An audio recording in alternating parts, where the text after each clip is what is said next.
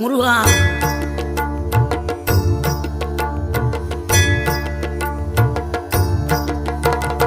ஆறுபடை வீடும் அருள் வழங்கும் முருகா, அருகே நீ ஓடோடிவா.